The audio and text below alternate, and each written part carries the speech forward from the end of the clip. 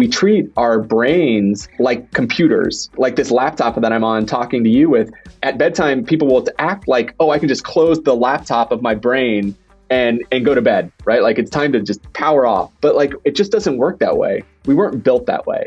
And so it's really critical to invest in that transition, to kind of move work and worries out of your sleep space. And maybe that means tackling it earlier. Maybe that means helping yourself with some meditation or relaxation techniques before bed that kind of put you into that space that will upregulate your parasympathetic nervous system. All of those things are critical, but oftentimes, we don't do that.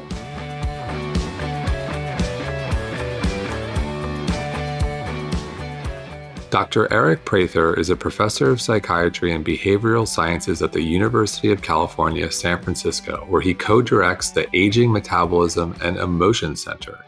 He's a licensed clinical psychologist and has helped hundreds of patients improve their sleep using cognitive behavioral therapy for insomnia, and is here today to chat about his new book, which I quite enjoyed, titled The Sleep Prescription: 7 Days to Unlocking Your Best Rest. Aric, welcome.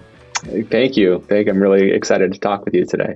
So let's start off by talking a little bit about your work. What does that look like? Yeah, my work here at UCSF is really probably 85% research, and then the rest clinical work.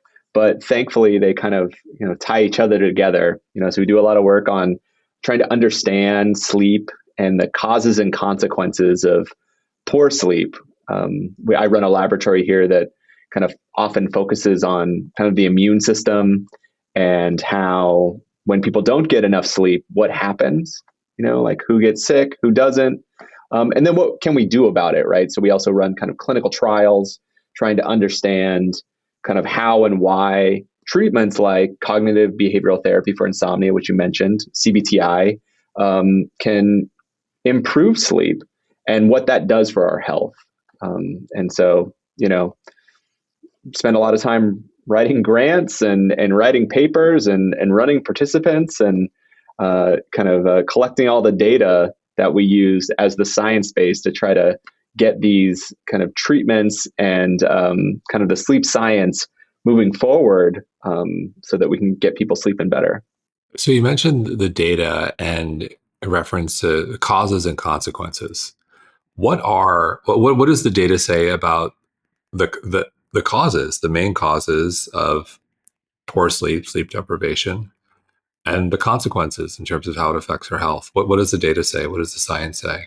I think we think about the causes of things like insomnia or insufficient sleep as kind of being kind of layered, right? There's like multiple layers in which kind of the world can impact someone's sleep. So, right, like at the individual level, it can be psychological things like the tendency for people to experience high levels of stress or anxiety or a tendency to ruminate, or kind of within their kind of sleeping environment, right? So not just at the individual level, but with the environmental level, kind of more local to them, like, not having the right bedroom setup, or living in a crowded space, or living in an unsafe neighborhood. And then you can kind of get it bigger and bigger into like how policies might shape individuals' sleep. And we're learning a lot about kind of disparities of sleep in populations, right? So like individuals that tend to be on the lower rung of income or education, or minority populations like African Americans tend to get worse and less sleep. And a lot of that is driven by policies, by environmental factors that kind of tell us, drive where we live and play and work, opportunities around the type of work-life balance that individuals can have certainly impact our sleep. And so, that provides an opportunity for different levels of intervention, right? I mean, changes in school start times, changes in daylight savings, plans and work-life balance, commute times and things like that. But then, at the individual level, obviously we have treatments for improving people's sleep or extending their sleep, recommendations so that people can get the sleep they need. Because what happens, and when people don't get that, there's a lot of consequences, right? So we know that when people get kind of extended periods of sleep loss, or even just one night, we see kind of robust changes in people's cognition, right? Their ability to learn, to remember things, pay attention, reaction times, but also kind of under the, on the kind of under the skin, certainly changes in metabolism, changes in immune function, changes in blood pressure that, at a population level, when we kind of pull all the data together, we see that people who get insufficient amounts of sleep are at increased risk for a whole host of negative health outcomes, ranging from cardiovascular disease to type 2 diabetes to obesity.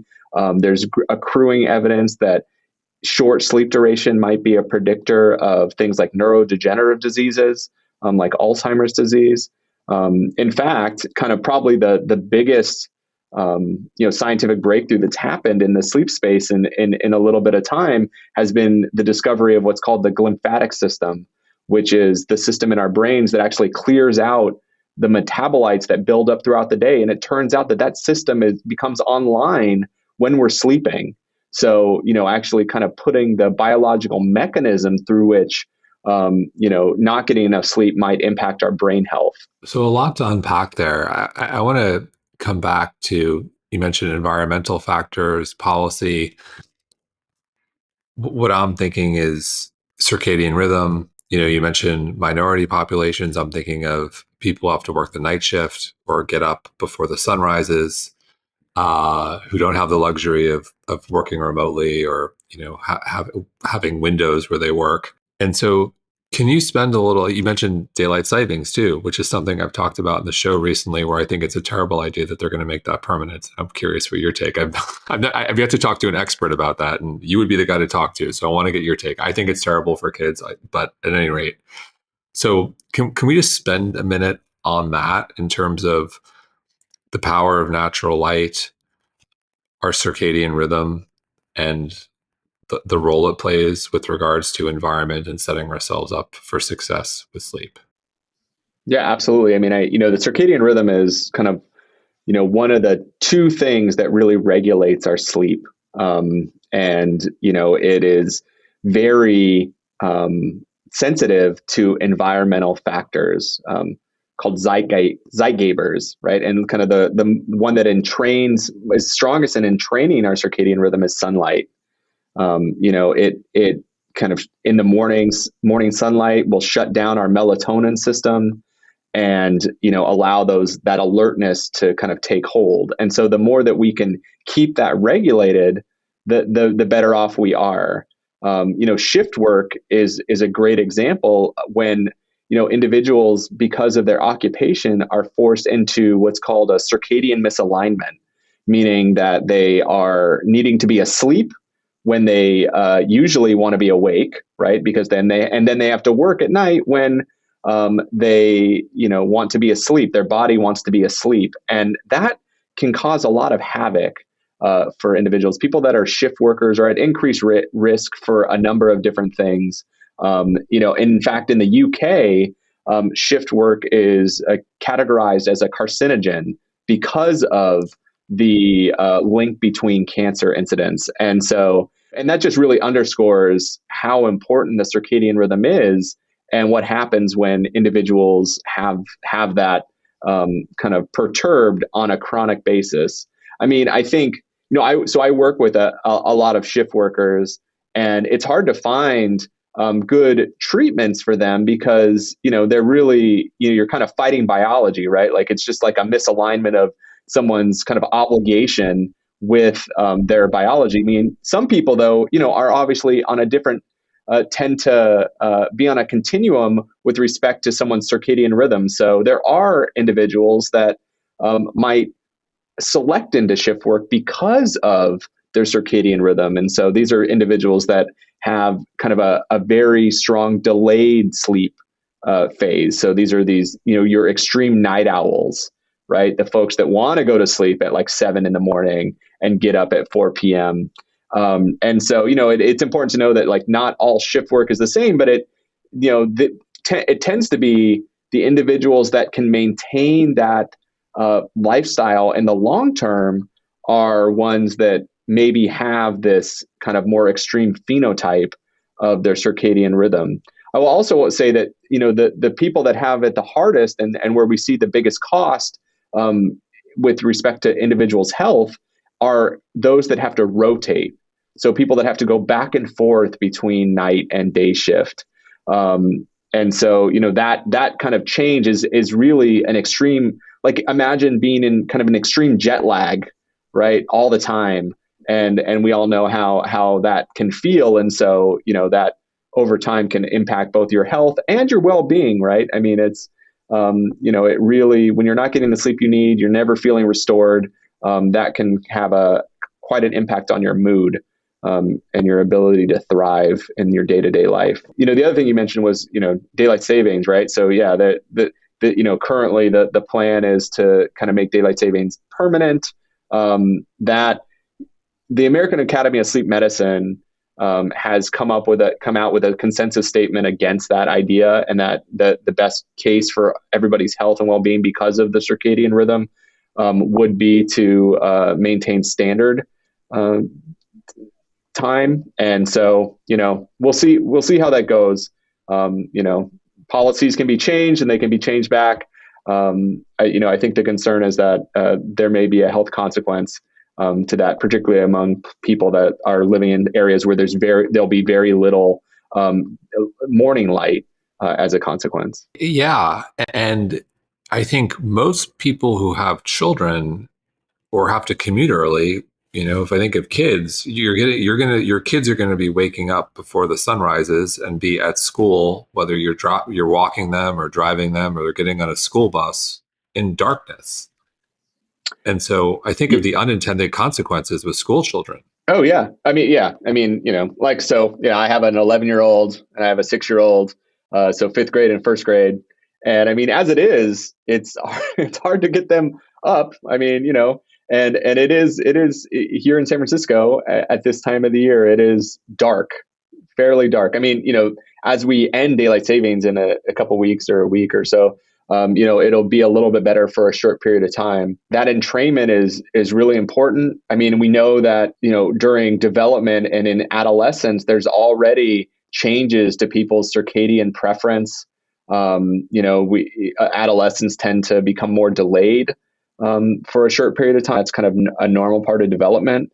So it's interesting to think about kind of what these policy changes might look like. And, my hope is that, at the very least, we'll take a hard look at the data as it accrues and use that to inform, future policy changes if they're needed. Well, I'm glad there was a statement by that association, because I remember reading it, and I think there was one association, I want to say it was like the convenience stores. It was something odd, like an odd trade group. I wouldn't have expected the convenience store, and I'm pretty sure it was the convenience store, to come out against this, but I'm glad that there's been a statement from the people who actually know sleep and circadian rhythm.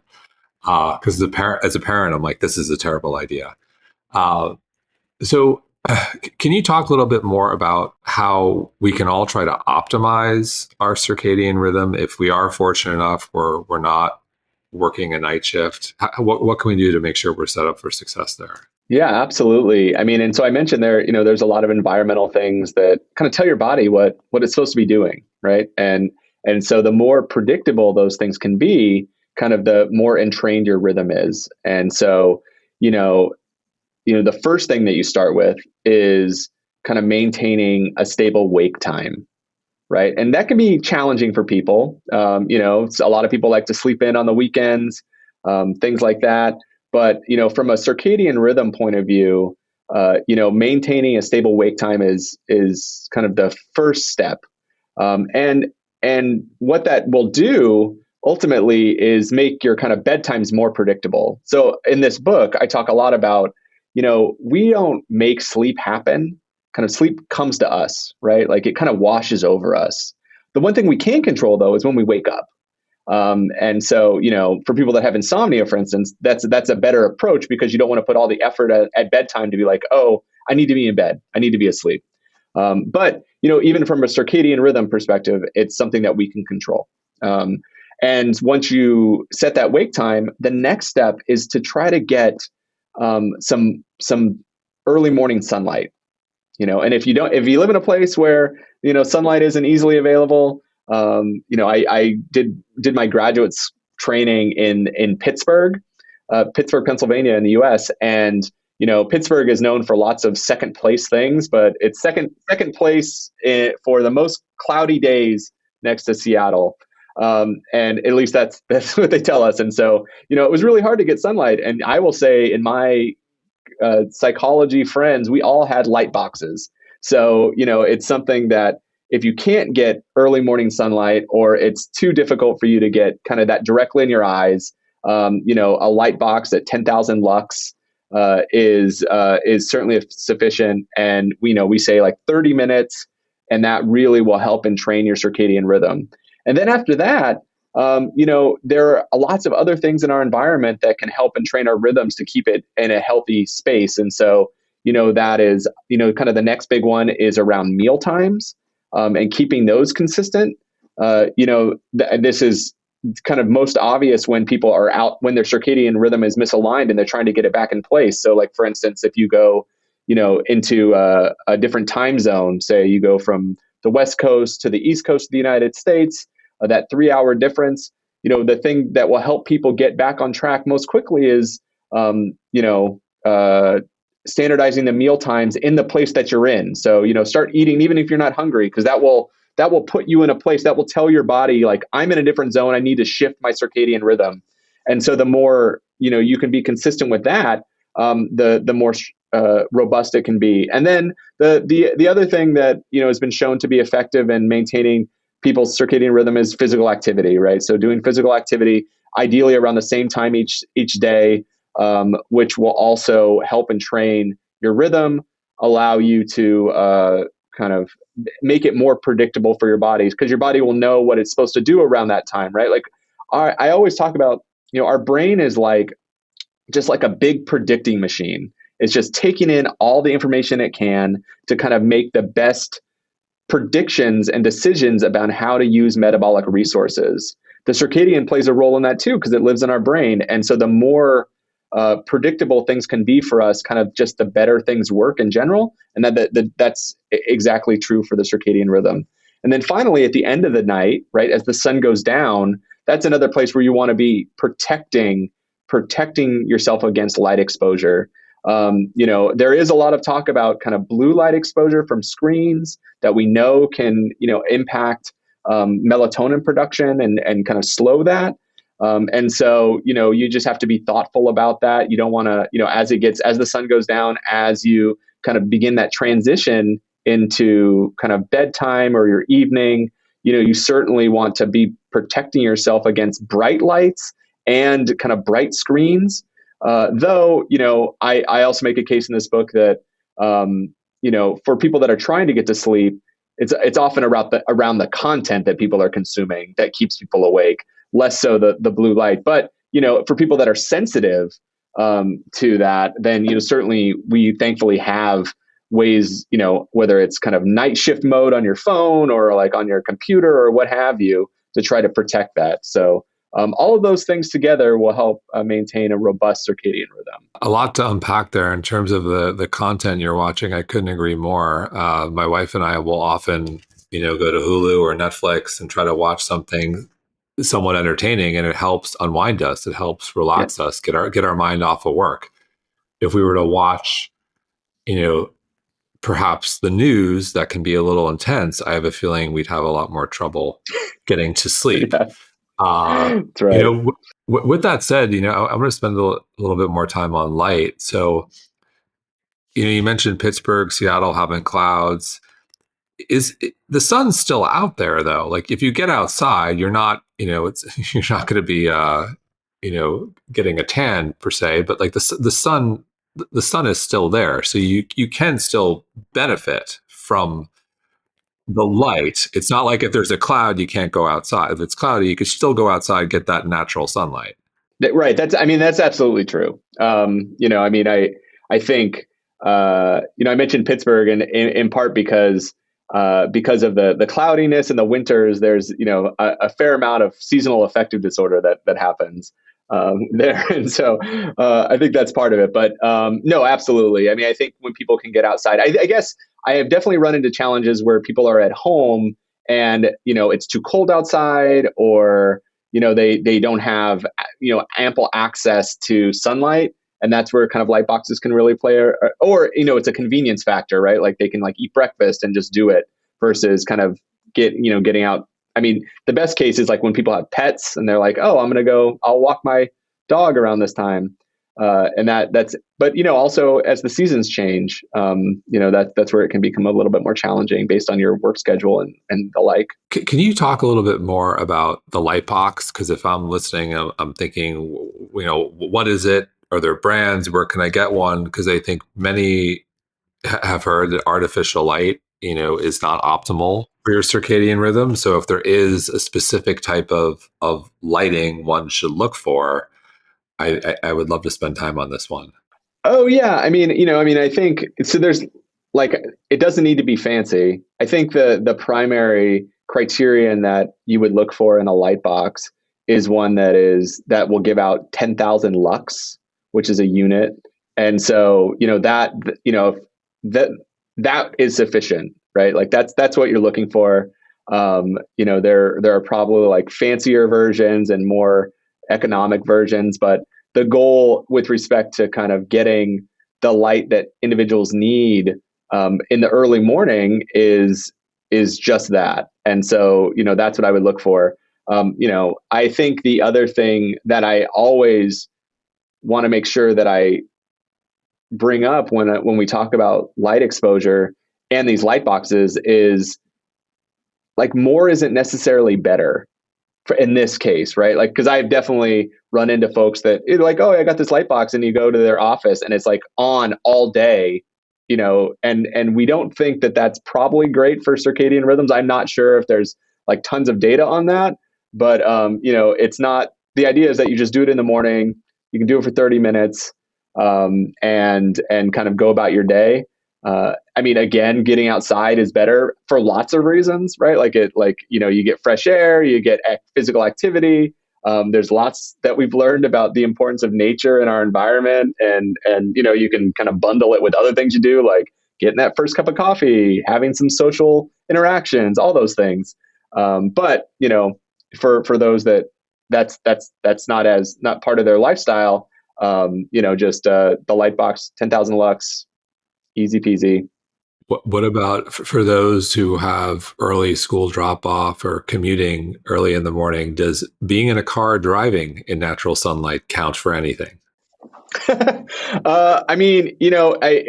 certainly can. I guess if it's sunny out, there is concerns about kind of like how much is getting through your windows, right? Like, is there darkening on your windows that like obstructs that? I think there are devices where you can actually check that, but I wouldn't overthink it. I think and a lot of this is it can often be tracked back to like how are you sleeping at night? Like I do worry that some of these things and some of these industries that have been created have also created like a lot of anxiety for people related to their sleep.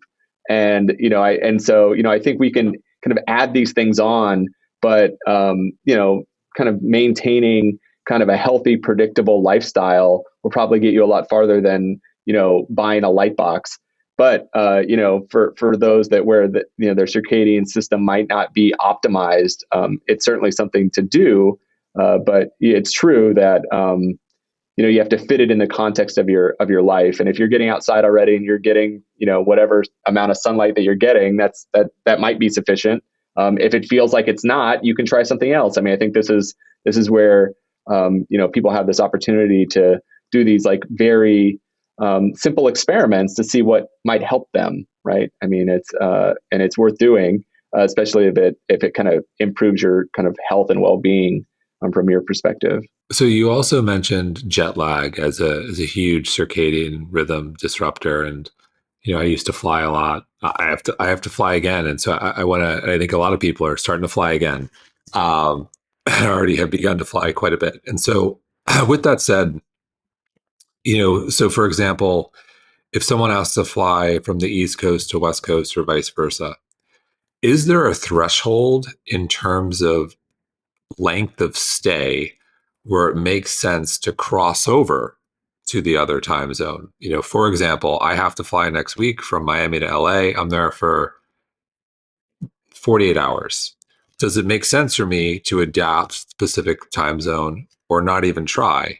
Whereas maybe I was there for 5 days, I need to make the crossover. Is there like a critical threshold or not? Yeah, I mean, I don't know if there's a critical. I mean, so people tend to vary quite a bit in how well their body adapts, and it also might change over time as people age, right? Like the body becomes like just generally less flexible as we age, as we probably all, or many of the listeners can attest to. But I think it also depends on so in general, your body will begin to adjust on its own just because the environmental stimuli that you're experiencing, right? Like around sunlight, around eating times, around all the other things. Your body's going to continue to try to figure out like what time zone am I in based on the external environment.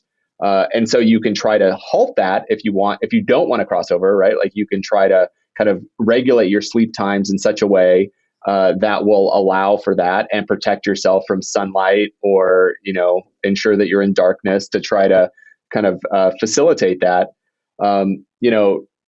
It's much easier for people, typically easier for people to adapt when they go from east to west, largely because we have the capacity to keep ourselves up later, right? Like our homeostatic sleep drive helps with that we can kind of like push it later so that we can get on more quickly on the time zone there. And then you have a couple of mornings where you're waking up early, but oftentimes people don't mind that, right? It's the opposite. When people go to the East Coast, they have to pull themselves out of bed, even though they don't feel like they should if they're coming from the West. And then they have a hard time getting to sleep. At the time they want to stay up later on coming from the West to the East. And so, in that instance, we do have some tools to try to shift people along that can be helpful. But, the question of whether someone should or not is really, a personal one. There is no kind of clear data on like whether someone should or shouldn't. In terms of that makes sense. It's personal. With regards to jet lag, uh, are there any hacks, if you will?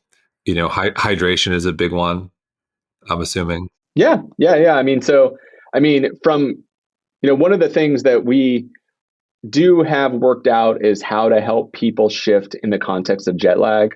Hydration is absolutely important. But I think, the tools that we typically use are a combination of light exposure, like which we've already talked about it, but also melatonin supplementation, right? So like lots of people use melatonin. It's like, and it seems like the trend is growing in kind of the use of melatonin.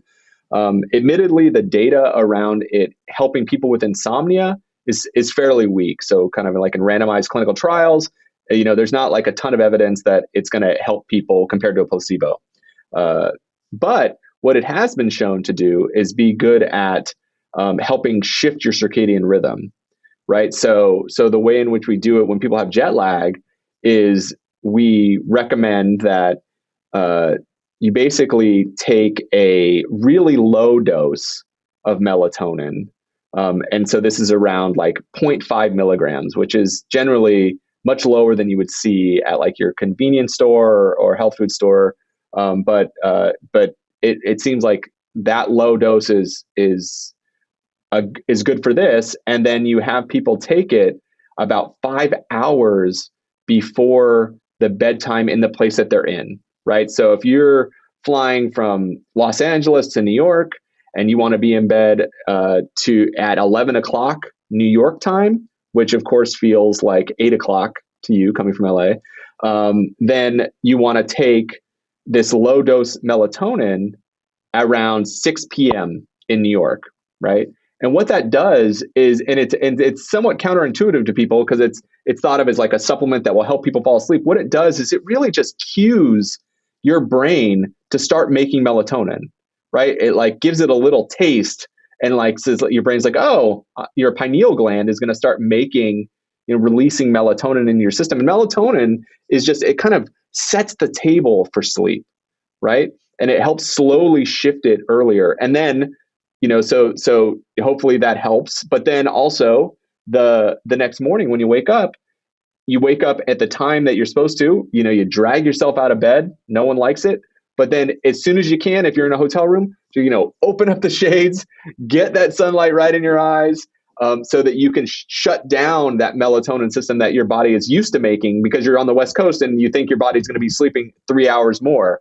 And so, doing that consistently will help speed up the shifting. It's not overnight, right? Like that's not how it works. I mean, again, some people are more adept. Their body is more adept at doing this than others, but it will absolutely accelerate the process of helping you shift in the context of jet lag. So if you're on the East Coast and you're traveling on the West Coast and you want to go to bed on 11 o'clock East Coast time, 8 p.m. Pacific, you should take it 6 hours before. So that's six. Is it 6 hours before your ideal bed? Would you be taking it 2 p.m. Pacific if you want to go to bed at 8 p.m. Pacific? It is much more effective for when you're going west to east. Got it. Interesting. Yeah, I mean, usually so we also use this tactic in trying to shift people's circadian rhythm when they have like a delayed sleep phase, like they're night owls, but also when they're kind of like morning larks, right? They have an advanced sleep phase, like people who want to feel like they need to go to bed at like 7 p.m. and then they wake up at 3 o'clock in the morning, which is a little bit more similar to what happens when people go from east to west, right? They want to go to bed earlier. Their body wants to go to bed earlier than they should, and they wake up way earlier. And so in that case, we actually do the opposite for advanced sleep phase, but presumably could be effective for people, going from east to west, is we actually do the light exposure in the evening, right? So like, because the issue is that your melatonin system is starting earlier than you'd like it to, because you've gone from the East Coast to the West Coast, right? Like, and so a way of delaying that is to actually get some of this light exposure the best you can. And this is a little bit challenging if you're just doing kind of trips, but that will actually slow your melatonin system in the West Coast. And then in extreme cases, we also for advanced sleep phase who are waking up say at 3 a.m, because of their circadian rhythm, we may actually do melatonin supplementation when they wake up at 3, just to see if we can kind of extend out their rhythm a little bit longer so they can sleep longer. The supplementation in the morning time, in my experience, is a little bit more challenging because like people are awake, they're like, they take it, like sometimes it works a little bit, but the light exposure can definitely help kind of shift that. I mean, the good thing is that for most people, when they're traveling east to west, if they're trying to shift their rhythm, which is what we're talking about, you can usually kind of white knuckle it a little bit and stay up later, and that will also help with this shifting. So I'm glad you spent time on melatonin, because I think what you've described is the proper use case for melatonin. It is a great product for resetting your rhythm. 0.5 milligrams is a safe dosage. And I think there's a huge melatonin problem. You mentioned the dosages. If you go to any pharmacy or you look online or vitamin or supplement retailer, the dosages are 3, 5, 10. And the problem is you build a tolerance to it. It's not intended for daily usage. And you end up building a tolerance to it. It can screw with your hormones. You can't get yourself out of bed. One of my, anecdotally, I'll share, we had a friend of mine, Drew Ramsey. He's a doctor, psychiatrist on the show. And he was telling me he was treating a girl in high school, and the girl was just like chronically fatigued, couldn't get out of bed, led to anxiety and depression. And what he identified the problem. The girl was taking so much melatonin, I think it was 10 milligrams. She couldn't get out of bed. So it was like guzzling coffee all day and then couldn't get to sleep. And it was this vicious cycle. And so I think, it's just a watch out for melatonin. We don't have to go down that rabbit hole, but I think what you described as the intended usage, which makes a lot of sense. So I want to circle back. You mentioned environment is a big one. What's the other big category, if you will, in terms of sleep?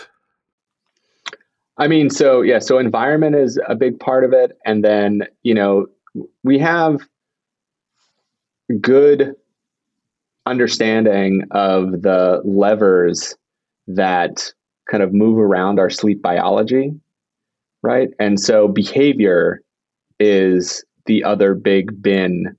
I think of it as kind of there's three kind of bins for this. There's the environment, there's our behavior, and then there's kind of our psychology, right? Like all of those things have to be kind of well aligned to ensure that we have a restorative night of sleep, right? And in the context of insomnia, it often starts with kind of some type of precipitating factor, like a stressor in the environment or something happens in your life, or things like that kind of create an acute sleep problem, and that's really totally reasonable. Like, right, we're kind of, as humans, we're built for these things. We're, ask any parent, we can kind of go without kind of reliable restorative sleep for quite some time. And so under kind of acute stress, it's important to be able to kind of mount your resources and have bad nights of sleep. But the challenge is that even when that stressor is gone, oftentimes the psychology of it and the behaviors are what perpetuate some of these sleep problems. And so, in our clinic, we spend a lot of time focusing, checking to make sure the environment is appropriate, right? Like, if there are things that we can do, right? So ensuring a good, and restorative bedroom and environment that facilitates sleep. But, most of the action is in our behaviors and kind of our relationship psychologically with sleep, right? I mean, and so, that's where we spend the bulk of our time working on. So before we jump to behaviors and psychology, let's touch on, in the book, you have these sleep basics. You have a basics checklist. Let's just walk through the checklist so everyone can establish, if they got the bases covered. Yeah, absolutely. I mean, so, when we think about our sleep environment, it's the first three important pillars to it are like, is your bedroom dark, right? Is your bedroom quiet? And then how is the temperature? We know that temperature can help facilitate a good night of sleep. Our core body temperature has to drop throughout the night. And so, usually keeping the room, around like 65 degrees Fahrenheit seems to be kind of a nice sweet spot for people, though it can vary, right, depending on individuals. We certainly see this as like, women transition through the menopausal transition, that there can be challenges around how we ensure that, the temperature is well regulated and sleep can be disturbed. And so, those are the first three things that we do. And then it's around kind of, are you doing things that are, clearly going to get in the way of your sleep? And so this is often around the context of substances, right? So caffeine, we know that caffeine has a half-life of 6 hours about. And so that means, if you have a double espresso at 4 p.m., that at 10 p.m. you still have an espresso left in your bloodstream, right? And so no surprise that makes it hard for people to fall asleep. And then even if they can fall asleep, it tends to leave people's sleep more fragmented across the night and potentially lighter. At least the perception is that it feels lighter. Alcohol is, of course, a well-known chemical that can help people fall asleep, but it certainly leads to a suppression of rapid eye movement sleep. So this is REM sleep, the sleep that associated with dreaming. And as a consequence, because REM sleep is suppressed, people tend to get a big dose of deep sleep, more so than they would have had they not had alcohol. But then there's this REM rebound that happens throughout the night that's associated with more fragmentation, kind of just less restorative sleep. Also, alcohol hits on these GABA receptors in our brain that promote relaxation. But alcohol doesn't stay in our system forever. And so when it kind of falls off, your brain notices, and then that becomes kind of also leads to more fragmentation in our sleep. And so, those are the kind of the main things that we focus on with respect to basics, but also other things like exercise, right? Exercise for most people can be really helpful in promoting sleep, but the timing matters, right? So like if it's too close to bedtime, for a segment of the population, it amps up that sympathetic nervous system and can make sleep more challenging to bring on, or might make it less restorative, and at least in the way it's perceived. But for others, sometimes that exhaustion factor can be helpful. But we, as a rule, we always say, try to not do any kind of big exercise 3 hours before bedtime. And so, I think when I think of basics, that's what I think of. When I've ever had a problem falling asleep, and I'm pretty good about falling asleep. My wife has struggled with sleep, and her problem when she does struggle, and my problem when I struggle is, I think this is pretty common. Curious your take is can't shut off your mind. Something at work, something in our personal life, just can't shut it off. What should one do when that's the issue? And my guess is that that's a pretty prevalent issue. I mean, absolutely. And I think it's important to note that there is very little likelihood that there are people that have never had that problem. And so the expectation can't be that this will never happen, right? Because, thankfully we have these brains and they can be very active. And sometimes it's important to have that activity despite the fact that it impacts our sleep. But if it becomes a chronic issue, one of the most important things to do is to not let that brain activity kind of fracture your relationship with the bed. So one really key thing is that the bed itself is a huge environmental trigger for bringing on sleep, right? Our body knows what to do when it's in bed, and it allows us to let go. But if people have kind of night after night of really active brain activity, kind of worry, stress, that will kind of change the relationship with the bed, right? Your body will begin to get confused and start to think, oh, maybe this is what I'm supposed to do in bed. And it kind of becomes this like fulfilling prophecy, or this feed forward mechanism. And I will say in our clinic, people with insomnia say it all the time, that they're like, I was feeling really sleepy, and then I got in bed and my brain woke up, right? And that is like a great example of what we call like a conditioned response, right? The bed itself has now become a trigger for that activity, right? And so the way to break that, to repair that relationship, is really to kind of, when you notice that it's happening, and usually it's like, we give people like 20 minutes to fall asleep and see if that happens. But if their brain is still worrying away, we tell them to kind of get out of bed. We need to break this relationship between like your anxiety or thinking and the bed. So we have people get out of bed, kind of go somewhere else that's not the bed, do something that's relaxing or quieting. Maybe it's distraction away from the thing that's getting your mind going. Maybe it's reading, maybe it's watching television, whatever it is, things that facilitate relaxation for you. And then when you begin to feel that sleepiness cues, kind of getting back into that space, you want to get back in bed to try to rebuild that relationship. And over time, that will become, the bed again will become this trigger for sleepiness, right? So interesting. Yeah. And I mean, so it's a technique called stimulus control. It might sound familiar as like classical conditioning, like Pavlov's dog and all those kind of things. Like there's tons of things in our environment that we don't even recognize kind of tells our body what to do.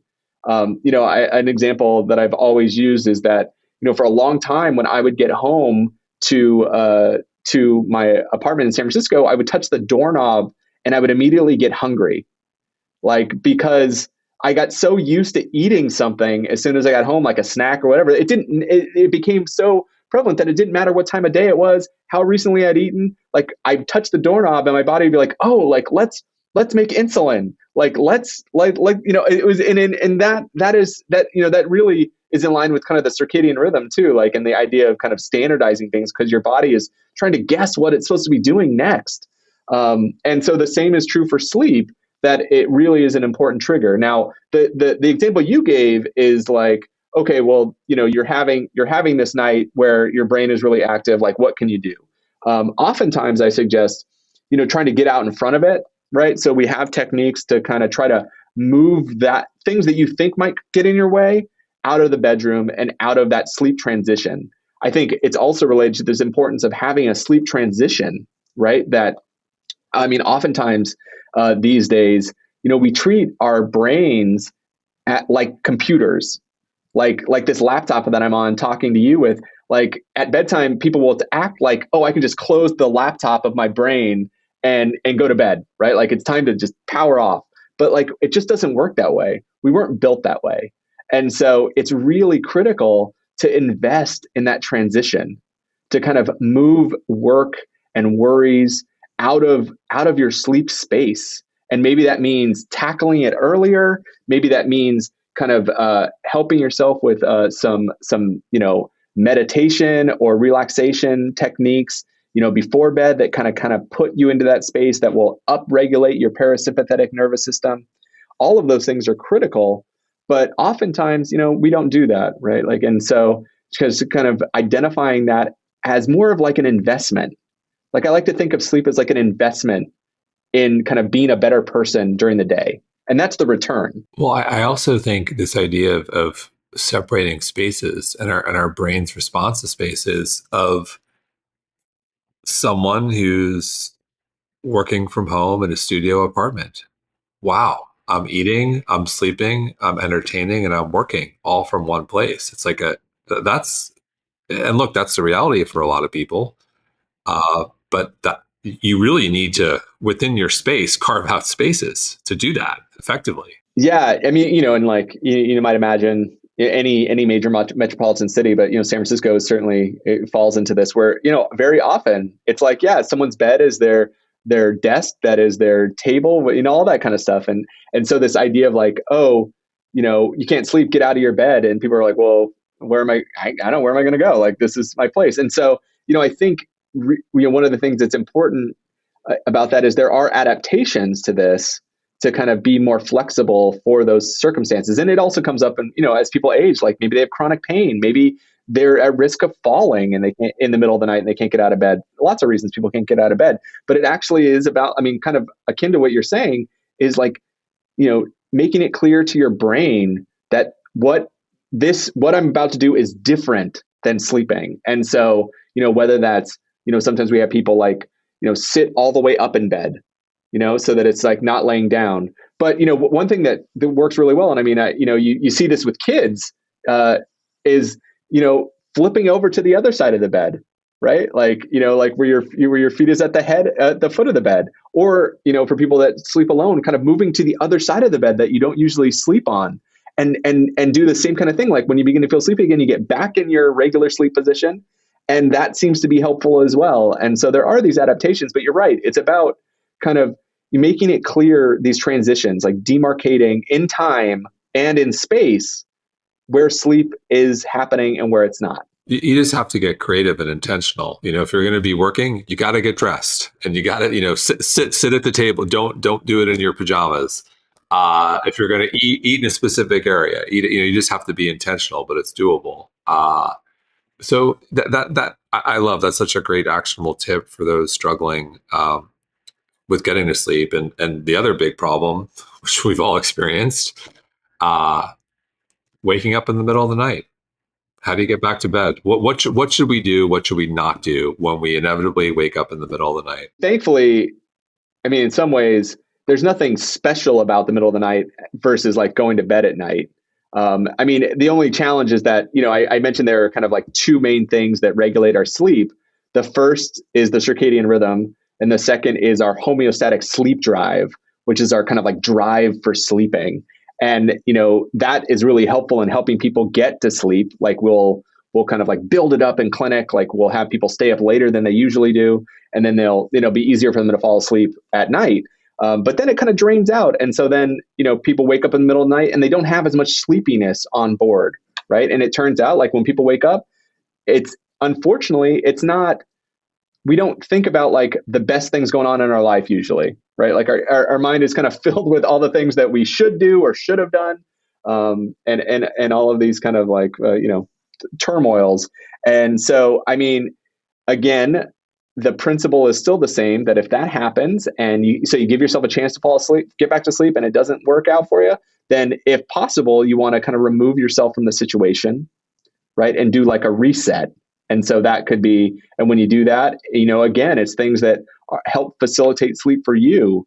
And, those can be behaviors like, reading, listening to music, checking out shows on TV that maybe you've seen before. I definitely don't recommend like starting a new Netflix series that you couldn't wait to get into. It's definitely not a time for working. It's not a time for kind of engaging in social media typically, because the content and these devices are built to keep you engaged, right? So the important thing is to not look for ways to use this time. It's thinking about how to kind of do things that will be in the service of getting back to sleep. And so, other things that are effective for people are, again, kind of like, diaphragmatic breathing and meditation. There's lots of apps out there that can help facilitate this. But, there's also this concept called paradoxical sleep, or paradoxical intention, where you'll actually just try to stay awake, kind of take the pressure off of getting to sleep. Because often what happens is the effort to try to make sleep happen is what's the barrier. And so there's studies to show that like if people do the opposite and they say, I'm just going to try to stay awake, that takes the pressure off and it actually can facilitate sleep for some people. And so, all of those things. And then, something that often comes up for people is this, which I feel is like a nice shift in mindset about this is, there was a time where people kind of slept in two chunks, right? And before kind of indoor lighting and things like that, at least historically. And so people, during that time when they were awake, they actually enjoyed it, right? Like it was like a nice calm time. And the enemy of sleep is the distress, right? It's like we cannot worry and kind of about our sleep and about our day and sleep. Like those things are incompatible. And so, I really like to try to reframe it as like sleep is something that washes over you, that comes to you. It's not something you make happen. And kind of once you kind of shift that way, it takes some of the pressure off, because we're resilient, right? Like people can have bad nights of sleep and still have productive, good days. And it's also true that people have great nights of sleep and just have unproductive days. Right. And it's not just about sleep, but when in the middle of the night, it often feels like it's just about sleep. And so we have to kind of make sure we have remind ourselves that that's not the case. I think that's such an important point, that oftentimes the stress about not sleeping makes it so much worse. And this idea of embracing, what, I'm just it's going to be a bad night, but it'll be okay, does take the pressure off significantly. With that said, if you do wake up in the middle of the night, is there a certain time where, again, I'll use across a threshold where, you probably should get up? Like if you generally wake up at 6:30 and you woke up at 4, like, if you can't get back to bed by 4:30, do you just say, I'm just going to power through it and get up? Is there a threshold where it makes sense just to get up and that's it? It certainly depends on how much sleep you've gotten, right? I mean, And you'll know when you wake up and it's only been a couple hours, like you'll feel different than if you usually get 8 hours, but you've only gotten 6.5.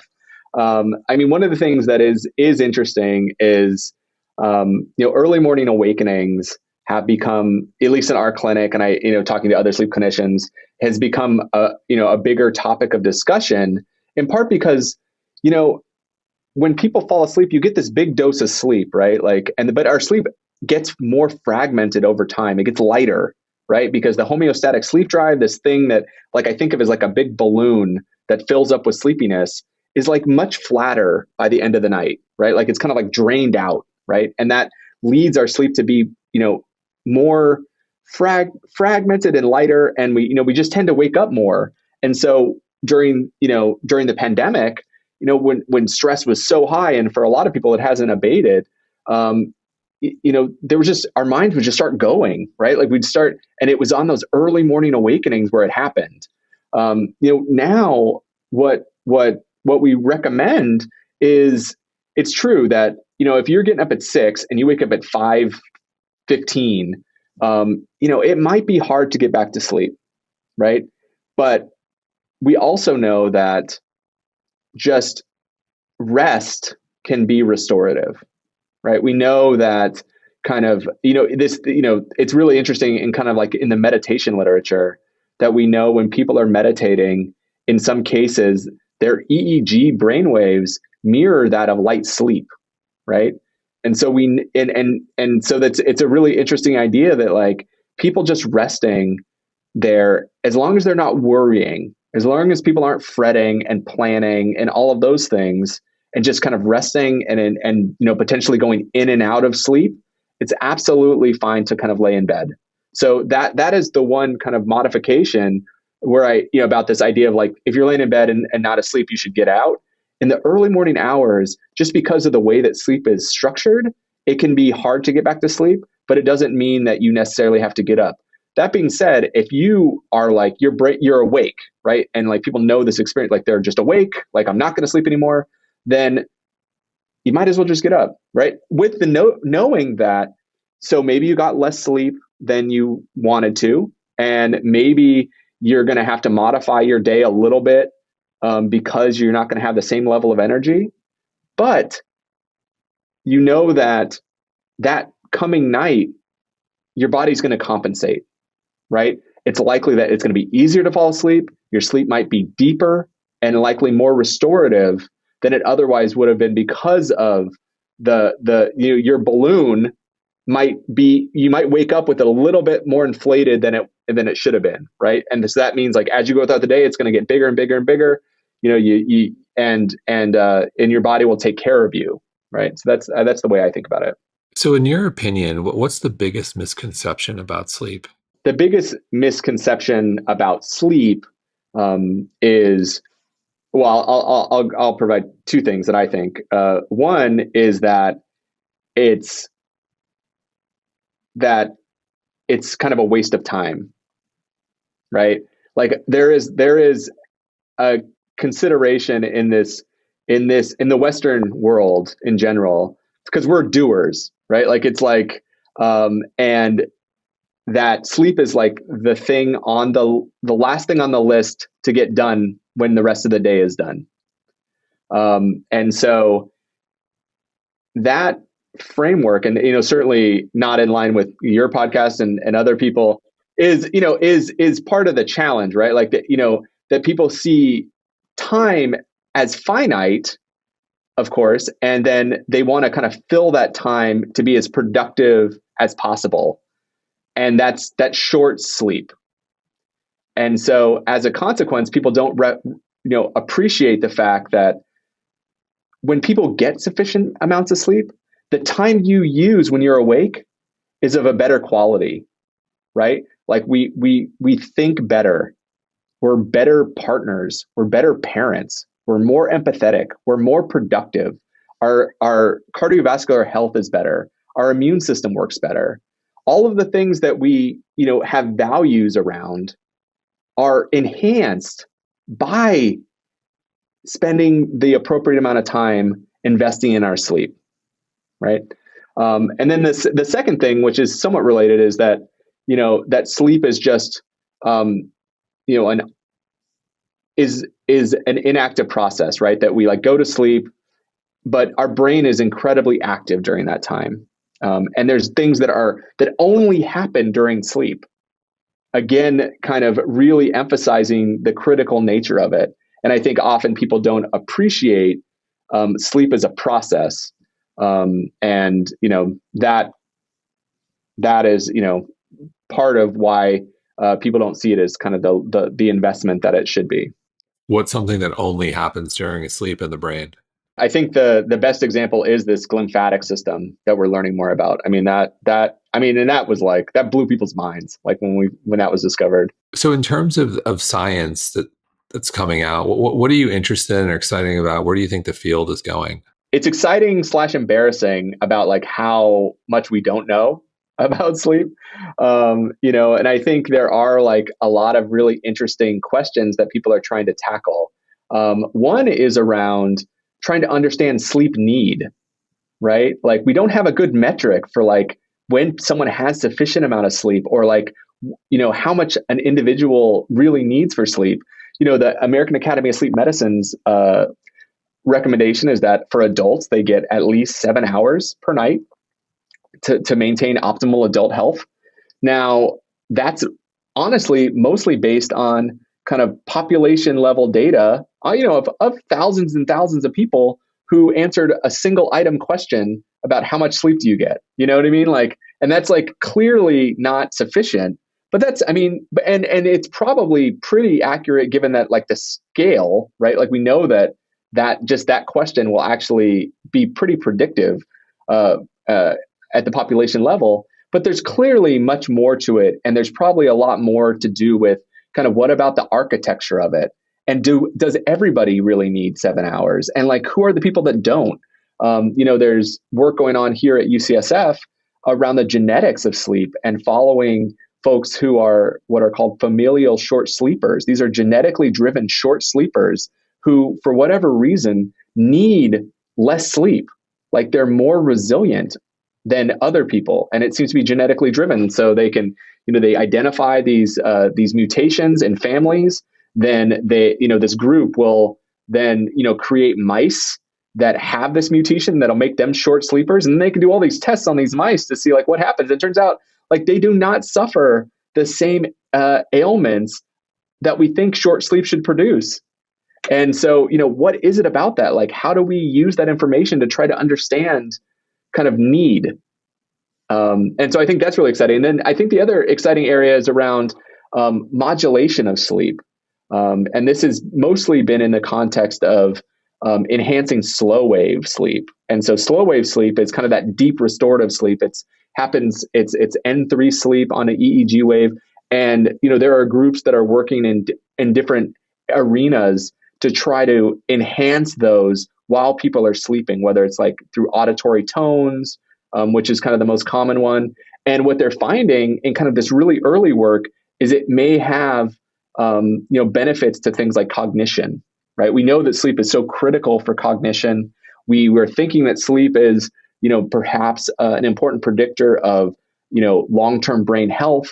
And so what if there are ways in which we can identify those that are at risk and try to modulate that to protect or slow brain aging, right? And like that's not necessarily what I do in my work, but it's super fascinating. And I think as we kind of gain more and more insights, we'll be able to figure out these interventions. It is fascinating. And in closing, I'll share a hack from your book that I thought that I got a chuckle out of. You hear hormetic stressors are definitely on trend. A lot of people talking about cold plunges, but I have not yet heard about sticking your head in a freezer. So can you talk about sticking your head in a freezer? Yeah. So it's funny. So yeah, we do some hormetic stress studies here, and so that's what got me thinking about that. But we know that cold exposure can be alerting. We know that it can, in certain instances, kind of like amp up your sympathetic nervous system. That's important but also the novelty of it. I think all of these things. So that was, put in the book as a context of like, how do we get through kind of the doldrums of like the mid afternoon without getting a cup of coffee or what have you. And those that might be a way in which someone could do it. I mean, there are of course other ways like exercise. Skip the Java, skip the coffee, put your head in a freezer for what, 5, 10 seconds, 30 seconds? Give us some more detail. I think this is one we may try. Well, in fairness, we haven't done the trials but I mean, I think, in the same way that people do this in the context of there's a pain paradigm that we do in the lab where we expose people to put people's forearms in cold water as long as they can take it, and that we know that has that can activate the stress response system, and so and make people much more alert.